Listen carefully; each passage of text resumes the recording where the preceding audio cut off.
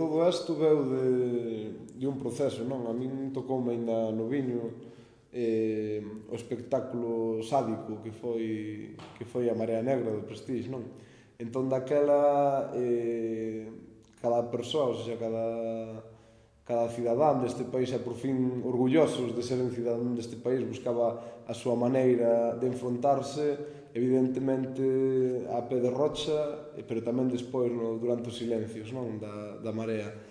E daquela foi cando un tamén tomou contacto, cando eu tomei contacto coa literatura como unha forma de expresión política tamén, en todo o sentido da palabra, non? Como unha forma de rabia profunda, de contar todo aquilo que non daba saído por ningures nos medios, porque non interesaba ter sobre a escena, non? Sobre aquela escena tan triste na que tanto se censuraba. Daquela tamén se descubriu moita xente a través de diversos mundos, das músicas, das letras, unha oportunidade para se expresar naqueles, digamos, territorios liberados, non? Como podía ser o territorio liberado da literatura, que ninguén, por moito que quería controlar, daba controlado, non? Digamos que esa foi a orixe, despois a continuación é simplemente unha ligazón estricta entre unha resposta poética ou literaria e unha resposta política, non? Que sempre teñen que ir unidos, sobre todo así entendemos aqueles que nacemos